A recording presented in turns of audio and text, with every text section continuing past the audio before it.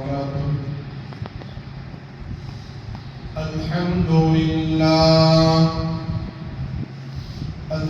لله نحمده ونستعينه ونستغفره ونؤمن به ونتوكل عليه ونعوذ بالله من شرور أنفسنا ومن سيئات أعمالنا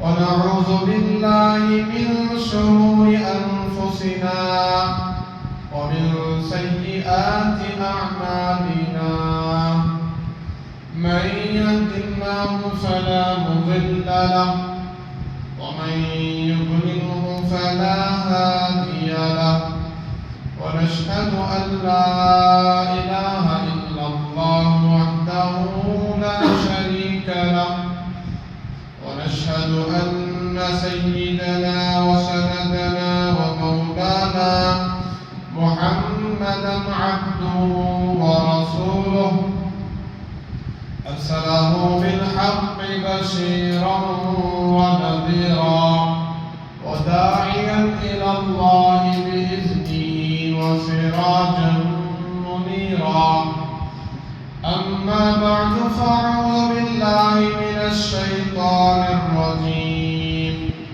بسم الله الرحمن الرحيم يا أيها الذين آمنوا ادخلوا في السلم كافة ولا تتبعوا خطوات الشيطان إنه لكم عدو مبين. وقال النبي صلى الله عليه وسلم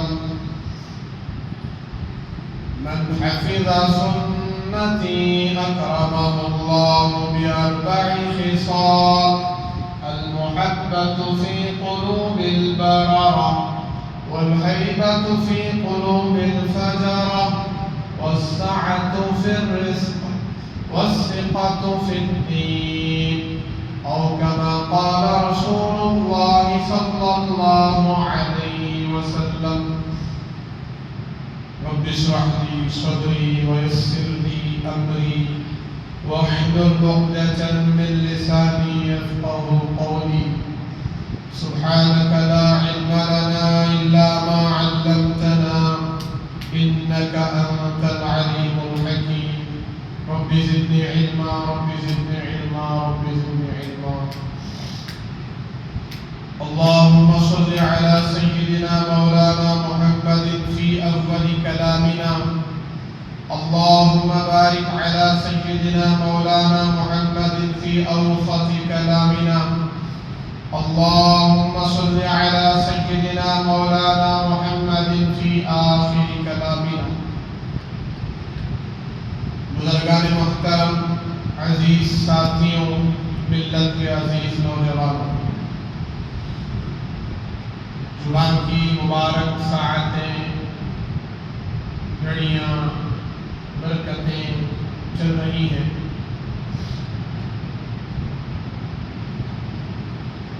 ہمارا اس موقع پر جو عنوان چل رہا ہے، حضرات صحابہ کرام رضوان اللہ تعالی علیہم اجمعین کی زندگیاں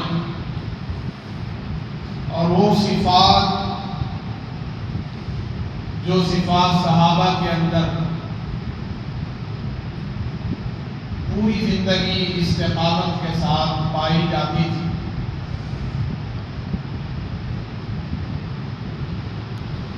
اور تمام امت مسلمہ کے لیے بھی یہ صفات لازم ہیں، ضروری ہیں. اس کے بغیر ایمان کا کوئی اعتبار نہیں.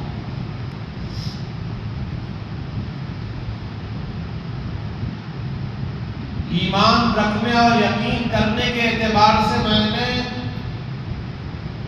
4 چیزیں گنوائی. ایک، اللہ پر ایمان لانا، اس کی ذات اور اس کے صفات پر کہ وہی معبود ہے، وہی خالق ہے، وہی مالک ہے، اس کے سوا کوئی عبادت کے لائق نہیں. ہر ضرورت کو وہی پورا کرتا ہے، ساری ضرورتیں حاجتیں اسی نے پیدا کیا اور پورا بھی وہی کرے گا۔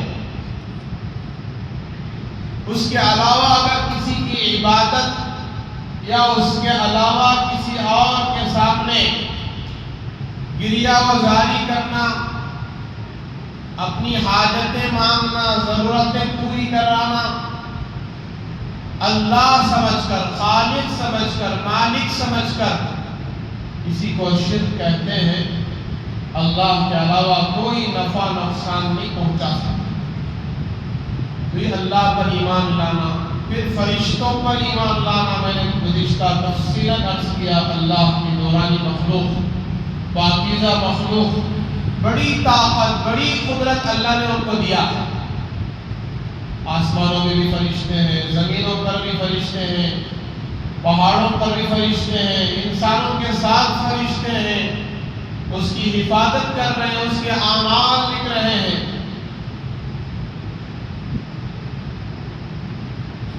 اور ان میں 4 بڑے فرشتے آپ سب جانتے ہیں، جبرائیل، میکائیل، اسرافیل، اسرائیل۔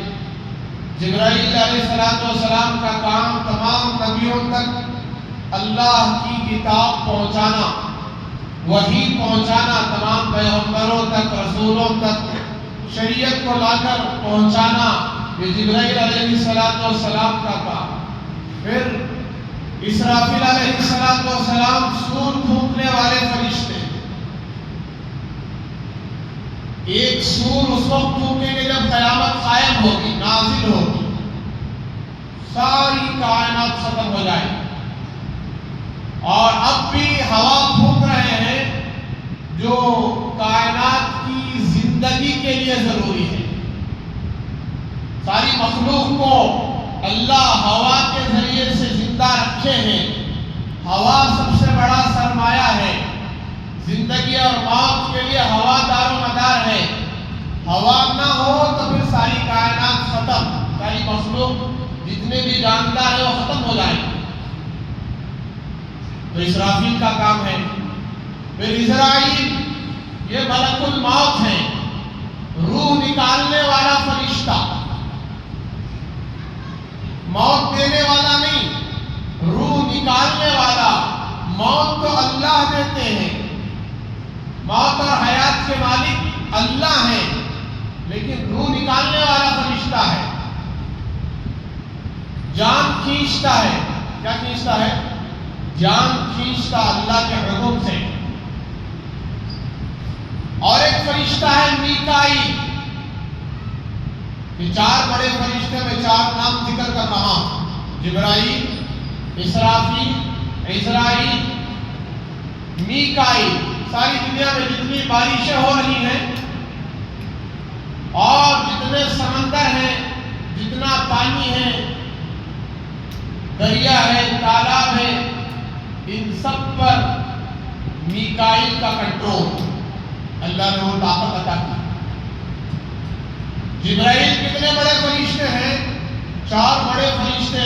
ایک تو مرتبے کے اعتبار سے بڑے فرشتے، جبرائیل علیہ السلام تمام فرشتوں کے سردار۔ کتنے بڑے ہیں؟ فرمایا 7 زمینوں کے نیچے ان کے پاؤں، اور 7 آسمانوں کے اوپر ان کا سر۔ 600 پر ہیں، بازو 600 پر ہیں۔ 2 پر کھول دیں تو ساری دنیا چھپ جائے، اتنا بڑا فرشتہ۔ اسرافیل کتنا بڑا ہے؟ میں نے عرض کیا تھا، اس کے ہاتھ میں ایک سور ہے، سور، جس میں وہ پھونکتا ہے۔ وہ جو پکڑا ہے اتنا بڑا ہے کہ 7 زمین 7 آسمان اس سور کے اندر آ جائیں گے، اور وہ اس کے ہاتھوں میں ہے، اس کے ہاتھوں میں ہے۔ اور وہ سور کتنا بڑا ہوگا، اور جس کو اس نے پکڑا ہے، جس سور کو جس فرشتے نے پکڑا ہے، وہ کتنا بڑا ہوگا، ہمارے دماغ کام نہیں کر سکتے۔ یہ ہے اسرافیل، کام لگائے ہوئے بیٹھا ہے، اللہ کا حکم ہو تو میں سور پھونک دوں، ساری کائنات ختم ہو جائے، آسمان پھٹ جائے، چاند ستارے سورج گر جائیں، زمین میں زلزلہ آ جائے، پہاڑ روئی کے گالوں کی طرح اڑ جائے، سمندر میں طغیانی آ جائے، سرکشی آ جائے، سمندر بہہ پڑے، پوری کائنات میں آ جائے، پورے زمینوں میں آ جائے، یہ پہلی سور ہوگی، نفخہ اولا جسے کہتے ہیں، سب ختم۔ پھر اللہ حکم دیں گے دوسرا سور پھونکنے کا 40 سال کے بعد۔ کتنے سال کے بعد؟ 40 سال کے بعد قیامت آ گئی۔ مطلب قیامت کو قائم کرنے کے لیے جو سور پھونکی گئی تھی، اس سور کی وجہ سے پوری مخلوق مر گئی، ختم ہو گئی، اب کوئی باقی نہیں ہے۔ یہاں تک کہ سور پھونکنے والا فرشتہ بھی ختم ہو گیا، اور آگے چلیے جان لینے والا فرشتہ، یعنی روح کھینچنے والا فرشتہ ملک الموت اسرائیل علیہ السلام، یہ بھی ختم ہو گیا۔ اللہ اس کی جان نکالے، یہ تو سب کی جان نکالتا ہے، ساری مخلوق ختم ہو گئی، اب یہ بچہ ہے، تو اس کی جان کون نکالیں گے؟ اللہ نکالے۔ لکھا ہے کتابوں میں جب اس کی روح نکلے گی اس فرشتے کی، یہ فرشتہ پوچھے گا اللہ سے، اللہ کا غصہ ہوگا، جلال ہوگا، اللہ پوچھیں گے کون باقی ہے؟ پوری مخلوق ختم، کوئی زندہ نہیں ہے، کون باقی ہے؟ وہ فرشتہ جو جان لینے والا ہے، وہ اللہ کے حکم سے روح نکالتا ہے، وہ کہے گا نیچے غلام ہے، اوپر آقا ہے۔ نیچے کون ہے؟ غلام، یعنی میں ملک الموت، آپ نے مجھے جان لینے کی ذمہ داری دی تھی۔ تو اللہ تبارک و تعالیٰ فرماتے ہیں اے ملک الموت، اے موت کے فرشتے، تو بھی میری مخلوق میں سے ایک مخلوق ہے، آج تو بھی مر جا۔ اللہ کہیں گے آج تو بھی مر جا۔ اللہ اس کی روح کھینچے، اس کے روح کھینچتے وقت جو چیخ نکلے گی، لکھا ہے کتابوں میں اگر جبرائیل بھی اگر زندہ ہوتا، فرشتہ، اتنا بڑا فرشتہ، اس کا بھی کلیجہ پھٹ جاتا، ایسی چیخ نکلے گی۔ پھر اللہ تبارک و تعالیٰ پوچھیں گے لمن الملک اليوم، لمن الملک اليوم، ساری کائنات کو ختم کر دیا، کوئی باقی نہیں ہے۔ اللہ پوچھیں گے آج کس کی بادشاہت ہے،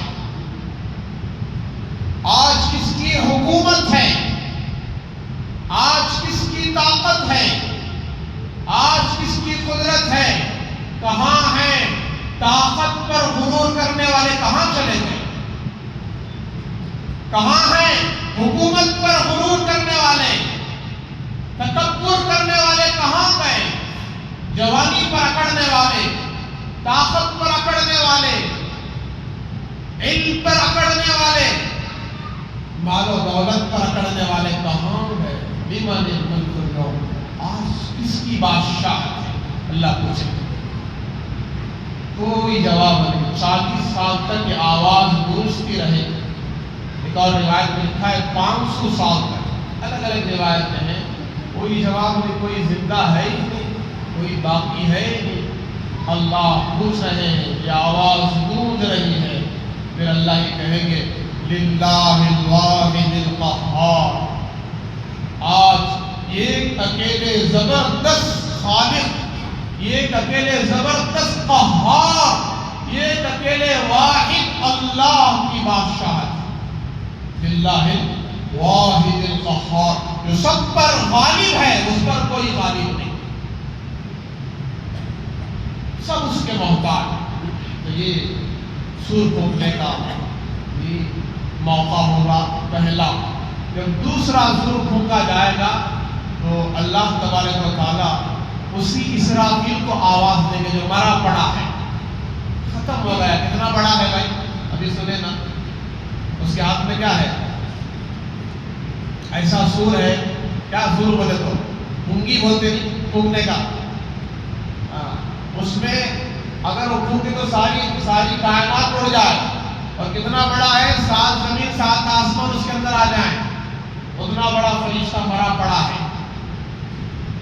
اللہ اس کو آواز دیں گے، اے اسرافیل اٹھ، اللہ کی ایک آواز پر وہ اٹھے گا، اللہ حکم دیں گے سور پھونک دوبارہ، یہ نفخہ ثانی ہے، دوسرا سور ہے، جب دوسرا سور پھونکے گا تو ساری مخلوق زندہ ہو جائے گا اپنی اپنی قبروں سے، جو لاکھوں برس دن کی موت ہو کر گزر گئے، وہ سب ہڈیاں جو ریزہ ہو گئے ہیں، پوسیدہ ہو گئے ہیں، پھر ریڑھ کی ہڈی کا ایک چھوٹا سا ٹکڑا باقی ہے، اللہ اس کے ذریعے سے ساری مخلوق کو اٹھائے گی، وہ ریزے، وہ ذرات، وہ ہڈیاں، وہ سب جمع ہوں گے، جسم کی شکل اختیار کرے گی، پھر جو انسان ہیں، جو جنات ہیں، جو مخلوق ہیں، سب کھڑے ہو جائیں، سب زندہ ہو جائیں، اللہ کی قدرت، دوسرے سور سے ساری مخلوق زندہ ہو جائے۔ تو میں عرض کر رہا تھا کہ 4 چیزیں ہم نے سنا، اللہ پر ایمان لانا، فرشتوں پر، پھر تیسری چیز رسولوں پر ایمان لانا، گزشتہ تفصیل بیان کیا، تمام رسول دنیا میں ہی پیغام لے کر آئے، اللہ کی وحدانیت کو سمجھایا، معبود، خالق، خدا ایک ہی ہے، یہی سیدھا راستہ ہے، عبادت صرف اسی کی ہوگی، یہ پوری کائنات اسی کی ہے، بادشاہ وہی ہے، خالق وہی ہے، مالک وہی ہے، اس کے سوا کوئی بادشاہ نہیں، خالق نہیں، مالک نہیں، جس کو جو بھی ملا ہے اسی کا دیا ہوا ہے۔ تو نبیوں کی دعوت، رسولوں کی، اور ساتھ میں رسولوں کے ساتھ کتابیں بھی اتری، شریعت بھی اتری، دین بھی اترا، طریقے بھی اترے، تو اس لحاظ سے 7 چیزوں پر ایمان لانے کی جو بات ہے، یہاں 5 کا جو ذکر ہو رہا ہے، تو یاد رکھیں رسولوں کے ساتھ کیا اتری بھائی؟ کتابیں اتری ہیں، شریعت اتری ہے، دین اترا ہے، طریقے اترے ہیں، زندگی گزارنے کے اصول اترے ہیں۔ ہم انسان ہیں، جانور نہیں ہیں کہ جانوروں جیسی زندگی گزاریں، جو چاہے کھاؤ، جہاں چاہے رہو، جیسے چاہے رہو، حلال حرام کی کوئی پرواہ نہیں ہے۔ تو میں نے عرض کیا کہ فرشتوں کے ساتھ اللہ نے، رسولوں کے ساتھ اللہ نے کتابوں کو اتارا، اور فرشتوں کو دیگر مخلوق، دیگر خدمت کے لیے اتارا ہے، اور نبیوں کو، رسولوں کو انسانوں کی ہدایت کے لیے بھیجا، رہبری، سیدھا راستہ دکھانے کے لیے۔ اور تقدیر پر ایمان لانا، میں نے اس کی بھی تفصیل بیان کی۔ اور 6ٹھی چیز، 5ویں چیز، مرنے کے بعد دوبارہ زندہ ہونا، اور اس اعتبار سے دیکھا جائے تو 6ٹھی چیز، اور مرنے کے بعد دوبارہ زندہ ہونا اگر دیکھا جائے تو کیوں زندہ کیا جا رہا ہے؟ قیامت کے لیے، انصاف کے دن کے لیے، بدلے کے دن کے لیے، مالک یوم الدین، اللہ انصاف کے دن کا مالک ہے۔ تو 7ویں چیز ہو گئی، پورے 7 چیزیں ہو گئی۔ اب یہ قیامت، جس کا ہولناک منظر، گھبراہٹ والا، خوفناک منظر، آسمان لوہے کا، غور سے سننا، زمین تانبے کی، سورج 1 میل کے فاصلے پر، ساری انسانیت جمع ہوگی، ساری مخلوق کو اللہ تعالیٰ کھڑا کریں گے، انسان، جنات، ساری مخلوق ہوگی۔ اب اللہ کے سچے نبی جناب محمد رسول اللہ صلی اللہ علیہ وسلم نے کیا فرمایا؟ میں نے گزشتہ عرض کیا تھا کہ وہ 7 چیزیں، 7 قسم کے ایسے لوگ جن کو اللہ کل قیامت کے دن عرش کا سایہ دے۔ اللہ کے سچے نبی کیا فرماتے ہیں؟ الفاظ سنیں، سبعۃ یظلھم اللہ فی ظلہ یوم لا ظل الا ظلہ، یہ حدیث کے الفاظ، سبعۃ یظلھم اللہ فی ظلہ یوم لا ظل الا ظلہ۔ 7 قسم کے ایسے خوش نصیب لوگ کون ہیں؟ کہ خوش نصیب لوگ ہیں جن کو اللہ کا سایہ نصیب ہوگا، اللہ کا خاص سایہ، یعنی عرش اعظم کا سایہ۔ کس کا سایہ بھائی؟ عرش اعظم کا سایہ۔ ایسے ہولناک منظر بھی یاد رکھنا، آسمان لوہے کا، زمین تانبے کی، سورج سوا نظر پر، سورج سروں پر ہے، 1 میل کے فاصلے پر ہے۔ ذرا امیجن کرو، اللہ نے اتنی طاقت تو سب کو دیا ہے سوچنے کی۔ آج سورج کہاں ہے معلوم؟ سائنس جو اللہ کو نہیں مانتی، خدا کو نہیں مانتی، نبیوں کو نہیں مانتی، قرآن کو نہیں مانتی، وہ کہتی ہے آج سورج دنیا سے 9 کروڑ، کتنے بھائی؟ 9 کروڑ 26 لاکھ میل دور ہے۔ میل کا تو معلوم کلومیٹر سے زیادہ، 9 کروڑ میل نہیں بلکہ اس سے بھی زیادہ، اور تحقیق چل رہی ہے، ہو سکتا اور زیادہ دور ہو۔ 9 کروڑ 26 لاکھ میل، کلومیٹر بھی نہیں، اس سے بھی زیادہ ہے۔ اتنی دور ہونے کے باوجود ابھی اپریل کا مہینہ ہے، اپریل میں پکا کے رکھ دے گی گرمی، سمجھ میں آ رہی بات؟ بعض علاقوں میں آپ انڈا پھوڑ کے ڈال دو، آملیٹ بن جائے، روٹی پک جائے گی، ایسی گرمی عرب کے علاقوں میں بھی، دیگر علاقوں میں، ہمارے اس ملک بھارت ہندوستان اس ملک میں بھی ایسی گرمی ہے علاقوں میں۔ اب ہمارے بنگلور میں کیا کم ہے گرمی بھائی؟ حالانکہ سورج کہاں ہے؟ آنچ ہے، 9 کروڑ 26 لاکھ میل دور۔ جب سورج 1 میل کے فاصلے پر ہوگا تو عالم کیا ہوگا؟ انسان کیسے کھڑے ہوں گے؟ 50,000 سال کا ایک دن، فی یوم کان مقدارہ 50,000 سنہ۔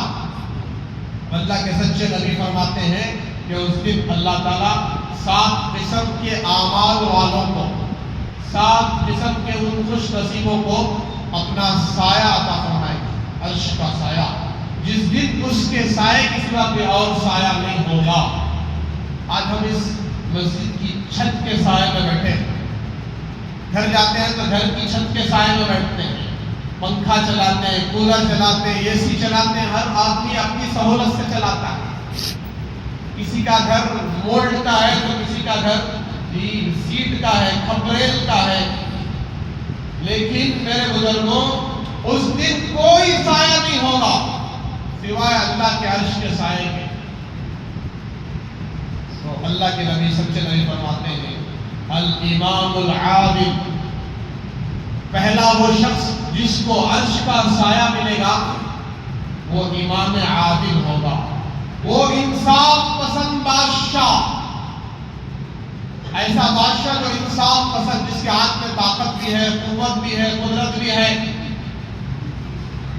پوری طاقت ملنے کے بعد بھی کسی پر ظلم و ستم نہیں کر رہا۔ امام عادل جس کو بھی سرپرست ذمہ دار بنایا گیا، کوئی بھی کسی بھی عہدے کا ذمہ دار بن گیا، وہ کسی پر ظلم نہیں کرتا، حالانکہ ہے طاقت کے باوجود چھوٹے پر بھی وہی معاملہ، بڑے پر بھی وہی معاملہ۔ کیا انصاف!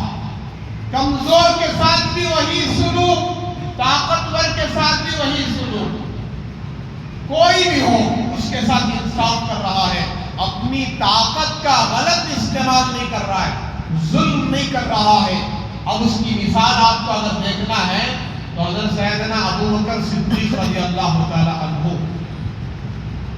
حضور کے بعد، ہمارے نبی حضرت محمد رسول اللہ صلی اللہ علیہ وسلم کے بعد پہلے خلیفہ، امیر المومنین، خلیفۃ المسلمین کون بولو؟ حضرت ابو بکر صدیق رضی اللہ۔ 2.5 سال کی حکومت، 2.5 سال کی خلافت، کسی پر ظلم کرے بھائی؟ کسی ایک پر بھی کوئی ظلم نہیں، کسی ایک کا بھی قتل نہیں ہوا، ناحق کسی کا قتل نہیں۔ کیسا انصاف ان کا! یہ مثال ہے حضرت ابو بکر صدیق۔ پھر ان کے بعد حضرت عمر فاروق رضی اللہ عنہ کی خلافت کا زمانہ 10.5 سال کا، کسی مسلمان کا بھی ناحق خون نہیں بہایا تھا۔ کیسی خلافت ان کی، کیسی عمارت! امیر المومنین اتنے بڑے بادشاہ، پوری دنیا سے زیادہ یا پوری دنیا کے برابر ان کی حکومت 22 لاکھ مربع میل تک پھیلی ہوئی تھی۔ لباس کیسا؟ پیوندوں والا لباس، کیسا؟ پرانا پھٹا ہوا لباس، لیکن چمڑے کے پیوند لگے ہوئے تھے، پھٹے کپڑے نہیں۔ جو کپڑا پھٹ گیا اسے کیا لگا رہے ہیں؟ پیوند لگا رہے ہیں۔ پھٹے کپڑے پہننا منع ہے، اسے چمڑے کا پیوند اس وقت لگاتے تھے یا کپڑے کا پیوند لگاتے تھے، اس کو لگا کر جو ہے سی کر پہنتے تھے۔ تو یہ سنت ہے ہمارے آقا کی، پھٹے کپڑے نہیں پہننا۔ آج پہن لینا، پھٹے کپڑے پہننے سے نحوست آتی ہے۔ غریبی کے اسباب لکھے ہیں علماء نے، ان میں سے ایک پھٹے کپڑے۔ آج فیشن بن گیا ہمارا، گڑیاں کے پاس پھاڑ لے رہی، گھٹنوں کے پاس، رانوں کے پاس، اب ذرا دن گئے تو شرمگاہ کے پاس بھی پھاڑ لے۔ وہ دور آنے والا ہے، انہیں لگا دیا تو باہر دکان کے یہ پینٹ ہے، جینس پینٹ ہے، یہاں شرمگاہ کے پاس بھی پھٹی ہوئی ہے تو انہیں کو پہن لیتا کوئی، کیا اس کو فیشن نام دیں گے؟ اندر باہر کی چیزیں نظر آئیں گی، اللہ حفاظت کرے۔ وہ بے حیائی کا دور، اس سے نحوست آتی ہے، غربت آتی ہے، برکت ختم ہوتی ہے۔ تو پیوندوں والے کپڑے پہن رہے ہیں، دولت سمٹ کر آ رہی ہے ملکوں کے، ملک فتح ہو رہے ہیں، خزانہ آ رہا ہے، دولت آ رہی ہے، لیکن ایک سونے کی ڈلی بھی جیب میں نہیں ہے حضرت عمر فاروق میں، ایک چاندی کا سکہ بھی جیب میں نہیں ہے۔ آج ہمارے جیب میں کم سے کم 5-10 ہزار تو ہوتے ہیں، کم سے کم 2-3 ہزار تو ہم رکھتے ہوئے پھرتے ہیں۔ اتنا بڑا بادشاہ اینٹ کا آدھا ٹکڑا سر میں لیا ہوا سو رہا، معمولی سا لباس، معمولی سا بستر، اس پر سوتا ہے۔ کوئی نہیں جانتا کہ یہی امیر، باہر سے آنے والا کوئی نہیں پہچان سکتا یہ امیر المومنین۔ ایسے انصاف پسند بادشاہ حضرت عثمان غنی رضی اللہ عنہ، حضرت علی رضی اللہ تعالیٰ عنہ، اور بھی بہت سارے صحابہ اور تابعین، عمر بن عبدالعزیز رحمۃ اللہ علیہ، اور اسلامی بادشاہ گزرے ہیں، امام عادل۔ پھر دوسرا فرمایا وَشَابٌ نَشَأَ فِي عِبَادَةِ رَبِّهِ۔ ذرا غور سے سننا، یہ نوجوانوں کے واسطے ہے۔ وہ نوجوان جو جوانی میں اللہ کی عبادت میں مشغول ہو جائے، کس کی؟ وہ نوجوان، وہ شابٌ کے معنی جوان، وہ نوجوان جو اپنے رب کی عبادت میں اپنی جوانی کو گزار دیا۔ جوانی کا عالم گناہوں کے خیالات، نفس ابھار رہا ہے، نفس غلط خیالات ڈال رہا ہے، شیطان بہکا رہا ہے، وسوسے ڈال رہا ہے۔ اپنی جوانی کو کنٹرول میں رکھا، حرام سے بچایا، ناجائز کاموں سے اپنی جوانی کو بچایا، غلط دیکھنے سے بچایا، غلط سوچنے سے بچایا، غلط سننے اور سمجھنے سے بچایا، غلط جگہ جانے سے اپنے آپ کو بچا، اللہ کی عبادت میں مشغول رکھا۔ جوانی میں جوش ہوتا ہے، طاقت ہوتی ہے، قوت ہوتی ہے، اور نفس بہکاتا ہے، شیطان بہکاتا ہے، نفس غلط خیالات پیدا کراتا ہے، تو اس نے سارے تقاضوں کو روک دیا، دبا دیا۔ اس جوان کو بھی کل قیامت کے دن وہ عرش کا سایہ ملے گا۔ عالم کیسا ہوگا سب جانتے ہیں، جب ایک میل پر سورج ہے، اس وقت اللہ کا مقدس قیمتی سایہ، عرش کا سایہ مل جائے، سب پسینے میں ڈوب رہے ہوں گے، جل رہے ہوں گے، بھول رہے ہوں گے، یہ جوان عرش کے سائے میں کھڑا ہوگا، کوئی پریشانی نہیں ہوگی۔ تو ہم اپنی جوانی کی حفاظت کریں۔ آج یہ جوانی کو ہم گناہوں میں لگا رہے ہیں، غلط چیزوں میں لگا رہے ہیں، نشے میں، جوے میں، ناجائز کاموں میں۔ ہمارے نوجوان وہ کوسی میچ چل رہی ہے تو IPL، اس میں پیسے لگاتے ہیں، بڑے بھی لگا رہے ہیں، لگاؤ بنگلور پر 10,000 لگاؤ، تمہارے اس پر جی، تمہارے پنجاب پر، تمہارے کہتے ہیں یہ حرام ہے، دونوں طرف سے شرط لگا کر کھیلنا حرام، یہ جوا ہے، یہ جو کامیابی ہو رہی ہے یہ حرام کامیابی ہے۔ پیسے جا گئے حرام پہ چلے گئے، ناجائز جگہ، اور کما لیے تو بھی حرام۔ 10,000 جیت گیا تو 10,000 حرام ہے، وہ خود کھا رہے ہیں اور پیٹ میں حرام غذا جا رہی ہے، حرام کمائی جا رہی ہے، ہمارے گھر والوں کو کھلا رہے ہیں، ماں باپ کو کھلا رہے ہیں، بیوی بچوں کو کھلا رہے ہیں، رشتہ داروں کو کھلا رہے ہیں، جی کس کو بھی کھلائے وہ حرام ہے، ناجائز ہے۔ تو لہذا جی اس سے بچنا ہے، نشے سے بچنا۔ جس میں بھی نشہ آتا ہے، آج تو نشہ عام ہو گیا، ٹیبلٹ بھی نشے کے مل رہے ہیں، انجیکشن بھی نشے کے مل رہے ہیں، اور دوائیاں بھی نشے کی مل رہی ہیں۔ اللہ حفاظت کرے۔ گانجا، چرس، افیون تو ہے، ڈرگس تو ہے، کے علاوہ یہ چیزیں اب شراب پینا لوگ اکثر چھوڑ دیے ہیں، کیونکہ شراب میں بدبو آتی ہے، کیا آتی ہے بھائی؟ گندی بدبو آتی ہے۔ اس لیے نشے کی چیزیں، یہ ٹیبلٹ، یہ انجیکشن، یہ فلاں، اللہ حفاظت کرے، اپنی نسوں میں، اپنی رگوں میں چبو رہے ہیں۔ یہ سب 2-3 سال کے مہمان ہیں، کتنے ایسے جوانی میں ختم ہو گئے۔ تو جوانی یہ اس کے اندر جوش ہے، جنون کا ایک حصہ ہے، تو اس میں کوئی بندہ اللہ کی عبادت میں لگ جائے، اپنے آپ کو گناہوں سے بچائے، تقوی والی زندگی بنائے، تقوی والی جوانی بنائے۔ کیسے کیسے واقعات ہیں، اگر آپ ایک واقعے میں جائیں، حضرت یوسف علیہ السلام کا واقعہ، پھر ایک واقعہ ایک نوجوان کا، حضرت یوسف علیہ السلام کا واقعہ تو ہم نے بارہا سنا ہے، ایک نوجوان کا واقعہ، طالب علم حاصل کرنے کے لیے مدرسہ جا رہا ہے، بڑا خوبصورت، حسین اور متقی پرہیزگار نوجوان، راستے میں ایک عورت کا گھر ہے، وہ دیکھتی ہے، اس کو بلانے کی کوشش کرتی ہے، اور یہ نوجوان اپنی نظر کی حفاظت کرتے ہوئے چل رہا ہے۔ معلوم ہے دائیں بائیں دیکھیں فتنے ہیں، بد نظری ہے، لہذا اپنے نظر کی حفاظت کرتے ہوئے چل رہا ہے۔ ایک مرتبہ اس نے، عورت نے ایک جال پر بچھایا اور پوری عورت کو بھیجا کہ اس نوجوان کو پکڑ کر گھر لے آؤ اندر، بہانہ بناؤ کہ گھر میں بیمار بزرگ بوڑھے میاں بھی موجود ہیں، وہ بہت بیمار ہیں، تم نیک آدمی معلوم ہوتے ہو، تم جو ہے طالب علم معلوم ہوتے ہو، لہذا تھوڑا سا آ کر دم کر دو، کچھ پڑھ کے پھونک دو، اس کو شفا مل جائے، پانی میں پھونک کے دے دو۔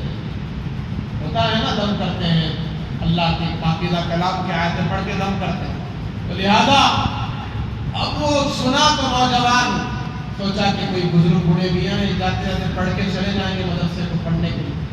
تو اندر گیا تو پوچھا کہاں ہے وہ بزرگ؟ کمرے میں ہے۔ تو کمرے میں پہنچا نوجوان تو کمرے میں کوئی نہیں ہے، بزرگ۔ اب دروازہ بند ہو گیا۔ کیا ہو گیا بھائی؟ دروازہ بند ہو گیا۔ اب یہ باہر نکلنے کی کوشش کی تو عورت نے چلا کر کہا کہ بھاگنے کی کوشش کی تو زمانے کو چلا کر بتا دوں گی کہ اس نے میرے ساتھ زنا کرنے کی کوشش کی، بدکاری کی کوشش کی۔ اب عورت کی بات مانتی کہ مرد کی بات مانتی؟ بھائی دنیا کس کی بات مانتی؟ عورت ہی کی بات مانتی ہے، اگرچہ کہ عورت حق پر نہ ہو، ناحق ہو۔ تو پھر جو ہے اب اس نوجوان نے کہا کیا کروں، سوچ رہا ہے، اللہ میں کیسی جگہ آ کے پھنس گیا، لہذا آپ کہنے لگا مجھے ضرورت کے لیے جانے دو، استنجے کے لیے جانے دو، واش روم۔ تو بیچارہ گیا، اس دور میں یہ واش روم بیت الخلاء استنجا ہماری طرح نہیں تھے، انڈین ویسٹرن، وہ گڑے ہوتے تھے، وہاں گیا، اندر رو رہا ہے کہ اللہ کیا کروں۔ تو گندگی اٹھایا اپنے اوپر لگا دیا۔ کیا کریا بھائی؟ گندگی اٹھا کر اپنے اوپر لگا لیا اور باہر آیا، اس عورت کے سامنے کھڑا ہوا، کہا آ جاؤ گلے لگ جاؤ۔ پاخانہ لگا کے گلے لگنے کے لیے کہہ رہا ویلکم ویلکم۔ اب وہ عورت کہنے لگی کہیں یہ پاگل لڑکا تو نہیں ہے، یہ نوجوان پاگل تو نہیں ہے؟ یہ کہنے لگی کہ ارے وہ پاگل، زمانہ میرے حسن پر پڑتا ہے، تو کیسا پاگل ہے، بھگاؤ اس کو باہر۔ باہر نکلا، دریا کے پاس، تالاب کے پاس گیا، غسل کیا، کپڑے دھویا، پاک ہوا، بدن کو صاف کیا، کپڑوں کو پاک کیا، ڈرتے ڈرتے جلدی مدرسہ پہنچا۔ استاد درس دے رہے تھے، سبق پڑھا رہے تھے، سلام عرض کیا اور اجازت چاہیے، استاد نے بٹھا دیا۔ پہلی مرتبہ ہوا تھا دیر تاخیر سے آنا، بٹھا دیا۔ ایک خوشبو نکلی، خوشبو پھوٹ گئی۔ اچھا بھائی کون لگایا ہے اتنا ایسا آج، اتنی خوشبودار؟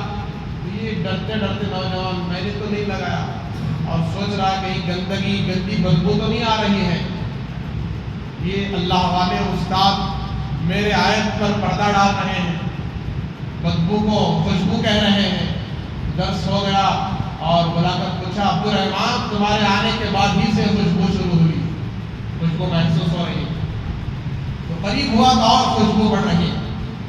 تو پھر استاد نے حال پوچھا تو سارا معاملہ سنایا. یہ ہوا، میں اس طریقے سے بچ کر باہر نکلا. تو استاد نے کہا اللہ کا کرم ہے، فضل ہے، اللہ نے تمہارے اس تقوی کا بدلہ دنیا میں دیا.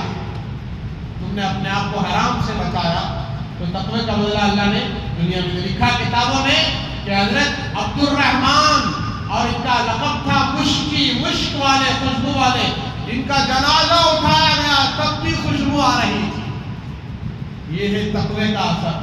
تو جوانی کو عبادت میں لگانا، گناہوں سے بچانا، یہ عرش کا سایہ نصیب ہے. جتنے نوجوان ہیں اپنے آپ کو بچائیں، موبائل کا غلط استعمال نہ کریں. موبائل ضرورت کے لیے ہے، آج خواہش کے لیے بن گیا. گانے بجانے، film, videos, reels, Instagram, Facebook, کتنی چیزیں ہیں جو بے حیائی کی ہمیں دعوت دے رہی، گناہوں کی طرف مائل کر رہے. اس سے اپنے آپ کو بچانا. یہ دو صفات والے آئندہ انشاءاللہ بقیہ صفات کا عرض کیا جائے گا. 7 قسم کے لوگ آپ حضرات وقت سے پہلے تشریف لائیں اور اس حدیث کی تشریح سمجھیں، سنیں. آقا نے ان خوش نصیب حضرات کا جو نام لیا ہے اور ذکر کیا ہے کہ وہ 7 قسم کے لوگ. تو میں نے 2 قسم کے لوگوں کا ذکر کیا. ایک انصاف پسند بادشاہ، اور جو بھی ذمہ دار جس کے ماتحت لوگ ہیں ان کے ساتھ انصاف کرے اور ان پر ظلم نہ کرے. اس کے لیے بھی یہ وعدہ ہے. اور وہ جوان جو جوانی میں اللہ کی عبادت میں لگا رہے، نماز کی پابندی کرے اور جو ہے اللہ کی یاد میں رہے، بازاروں میں بھی رہ کر اللہ کی عبادت کرے، گناہوں سے بچائے، نظر کی حفاظت کرے، ایسے نوجوان. اور آخری بات یہ ہے کہ 40 سال ہو جانے کے بعد، بھائی سن رہے ہیں نا، کتنے سال ہونے کے بعد؟ 40 سال ہو جانے کے بعد بھی اگر کوئی مسلمان سچی توبہ نہ کرے، اللہ سے گناہوں سے معافی بھی نہ مانگے، پھر بھی غفلت میں، گناہوں میں، نافرمانیوں میں پڑا رہے، شیطان اس کے چہرے پر آ کر ہاتھ پھیرتا ہے. ہاتھ پھیر کے کہتا ہے یہ وہ فرد ہے جو میری اتباع میں لگا ہوا ہے، میرے نقش قدم پر چل رہا ہے، اور یہ وہ بندہ ہے جو ناکام بندہ ہے، اور اس کا چہرہ اللہ کل قیامت کے دن کالا بنا کر اٹھائے. 40 سال ہو گئے، زندگی کا بھروسہ ہے بھائی. 40 سال ہو گئے جب زندگی کا بھروسہ نہیں تو 60 سال کا بھروسہ ہے، 70 سال کا. تو اب بھی توبہ کا وقت نہیں آیا ہمارے لیے، اب بھی نماز کی پابندی کا وقت نہیں آیا. ابھی وہی جمعہ پڑھ کے گئے تو پھر جمعہ ہی کو نظر آتے ہیں. مسجدیں ویران، مسجدیں خالی. یہ اثر کس کے لیے ہے؟ مغرب کس کے لیے ہے؟ عشاء کس کے لیے ہے؟ فجر کس کے لیے ہے؟ یہودی کہتے ہیں، یہودی جس دن مسلمان جمعہ کی طرح فجر پڑھنے لگے، کیا پڑھنے لگے؟ جمعہ کی نماز کی طرح فجر پڑھنے لگے، اس دن سے پوری دنیا مسلمانوں کی ہے. کس کی ہے؟ مسلمانوں کی. رمضان میں پڑھے، نماز کا اہتمام کرے. رمضان جاتے ہی شیطان آزاد تو ہمیں بھی آزاد. شیطان کیا آزاد ہوا، ساتھ میں ہمیں بھی آزاد ہو گئے. میں نے بتایا تھا پہلے، شیطان آزاد ہو گیا اور قرآن الماری میں چلے گئے اور نمازی مسجدوں سے دور ہو گئے اور شیطان نے بہکا دیا. اب پھر جو ہے بازار آباد، نمازوں کا اہتمام نہیں. 1 مہینہ پڑھ کر بھی نماز کی عادت نہیں پڑی. بہت سارے موبائل، کون سا بھائی، وہ اینڈرائڈ فون استعمال کرتے کرتے کہتے ہیں کہ اس میں بہت سارے ایپ ہیں، وہ استعمال کرتے کرتے عادت پڑ گئی. گناہوں کی عادت نہیں. وہ ریلز دیکھا تو مجھے دیکھا نہیں تو نیند نہیں آتی، فلاں پروگرام نہیں دیکھا تو نیند نہیں آتی. یہ کہتے ہیں، گناہوں کی بات کرتے ہیں، یہ دیکھ کر سونا، یہ دیکھ کر سونا. فلاں سیریل دیکھ کر سنا، اللہ حفاظت کرے۔ تو نماز ایک مہینہ پڑھ کر بھی کوئی مسلمان یہ کہنے پر تیار نہیں ہے کہ نماز کی عادت ہوگی، اب چھوٹنا مشکل ہے۔ ایسے مسلمان ہیں، وہی 100 150 اگر دیکھیں فجر کے حال کیا حال ہے، ہر مسجد کا یہ حال ہے۔ لہذا اپنے نیکیوں کو باقی رکھیں، نماز کا اہتمام کریں، پابندی کریں، استقامت کے ساتھ جم جائے دین پر، اللہ کی مدد آئے، اللہ دشمنوں کے مقابلے میں جما دیں گے۔ نماز اور صبر کے ذریعے سے اللہ کی مدد چاہیے۔